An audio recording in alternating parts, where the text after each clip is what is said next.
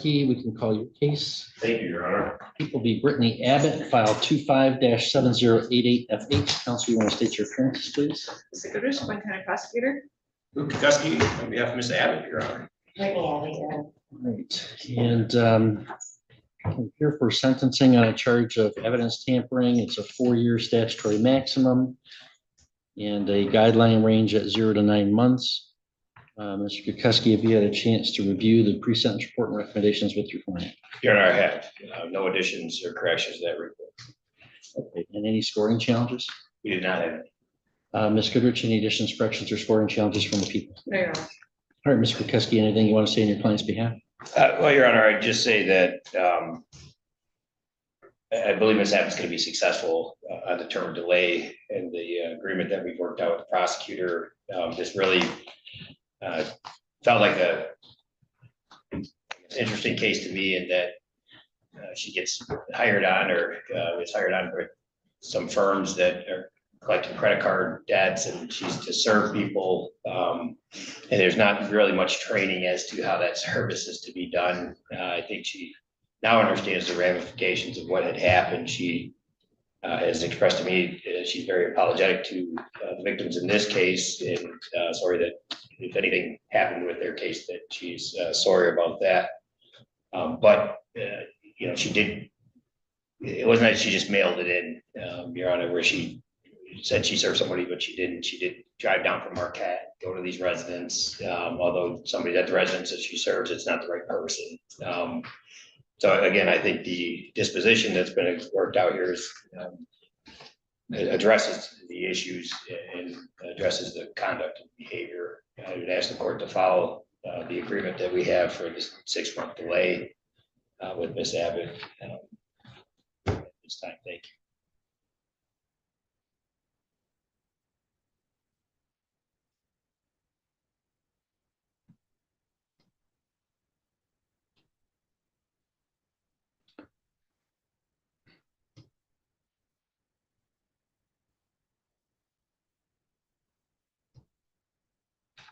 Well, I mean, I wonder about those facts. She filed a proof of service with the court indicating that she had personally served the named people at an address and the location, and included a description of the person, including, it said for one of them, described his appearance, including having a missing ear. So that sure sounds like Miss Abbott is intentionally trying to say, yes, I personally served this named person when she didn't, and not just some sort of technical mistake that she didn't know she could leave it with someone else at the household. So help me square that circle. Well, Your Honor, there's an application with these firms that she's working with where you just check the box when the paper is delivered. They do the proof of service to the court, and that's the proof of service that was provided to the court. She was not personally taking those to the court. Again, she accepts her responsibility for the improper service. We're definitely not making any excuses there. It just, I want Your Honor to. The proof of service is signed by her, right? It would be electronically on her phone through the application with the company that she has. And so again, as I've stated, you know, she's learned from this. She understands leaving it with anybody at the house was not proper, but you know, it could have been where you leave, you just check the app that you did it, and you didn't even leave your home or come down to try to affect services. And she's accepted the responsibility by entering into this delay that she knows that it was not proper, and we're not making any excuses here, Your Honor. Well, it sounds like you're saying she's not technically guilty of intentionally tampering with evidence. Not at all, Your Honor. I would not do that. I mean, just making a mistake about what the court rule requires is a different thing entirely from felony tampering with evidence. Well, and then I think the court is not hearing or is misunderstanding. I'm just trying to explain the circumstances or the facts around that, but I'm not making any excuses, Your Honor. I think it's important for the court to know the totality of those circumstances. That's all.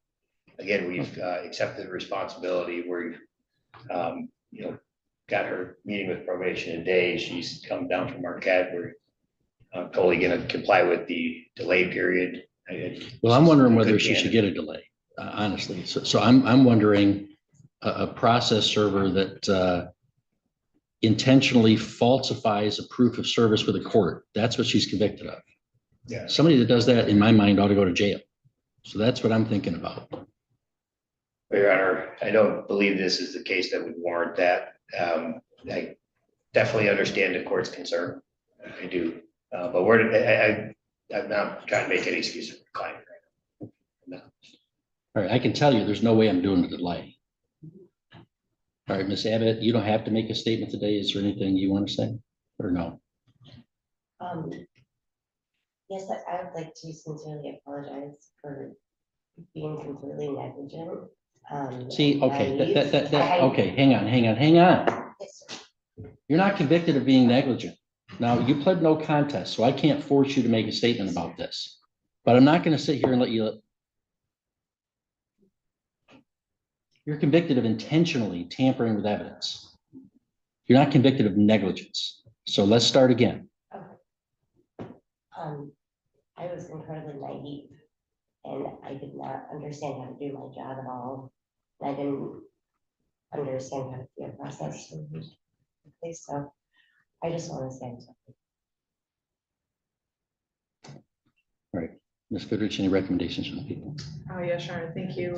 Here as stated, two victims had come forward on June 4th of 2025 to report perjury complaints stating that there was proof of service filed with the district court where they were not served.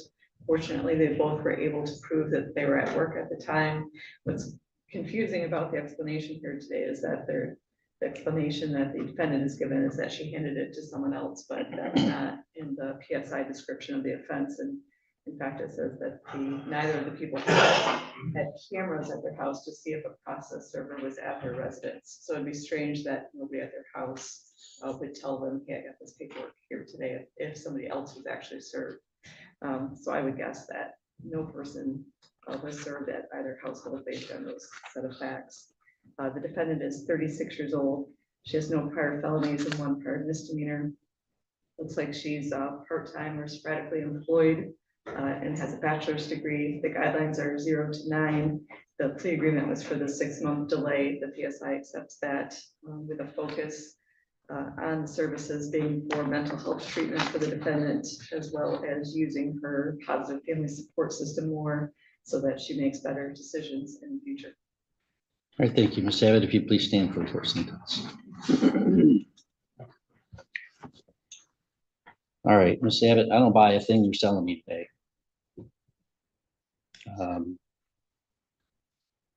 If what you're saying is true, at the end of what I'm going to tell you, you should withdraw your plea and go to trial and get acquitted.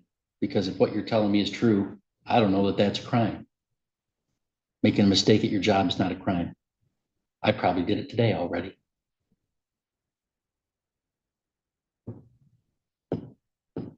You're convicted for certifying as a process server, certifying that someone was served personally when they weren't, and submitting something false to a court. That's a very serious crime. It's a terrible breach of trust. It undermines the legal system to the harm of litigants. You wouldn't like it today if I sentenced you and you weren't even here and didn't know about the case, because you're entitled to due process of law. The bare minimum of due process of law is notice and an opportunity to be heard.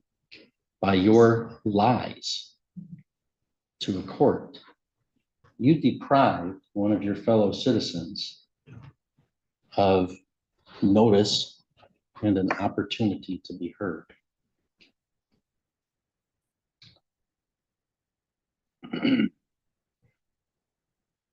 I think that's a pretty crummy thing.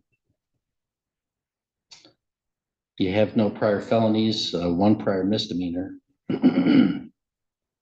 I don't really see a need for services on probation.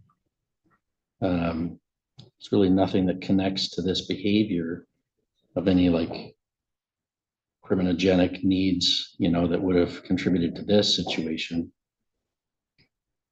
I certainly don't think that that kind of behavior warrants 6 months of a delayed sentence and a dismissal at the end.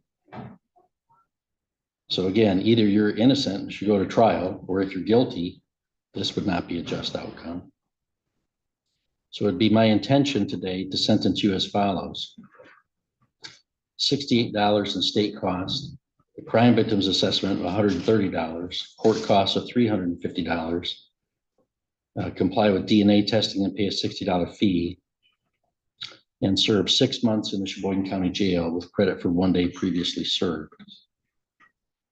That does not comply with that is within the advisory guidelines. I think even though it's an intermediate sanction, the circumstances of this crime, the breach of trust and the interference with the administration of justice are inadequately taken into account in the guidelines.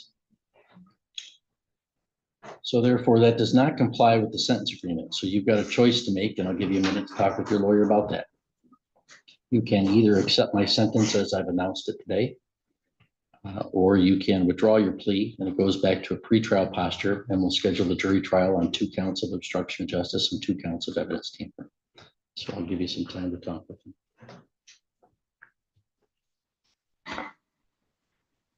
And yeah, if you'd like, I can pass the case, and I would just direct you to tell Ms. Abbott she may not leave the 2nd floor of this courtroom and of this courthouse until we address the matter. Yeah. Yeah, but you can go out in the hallway and talk. There you Pass the case.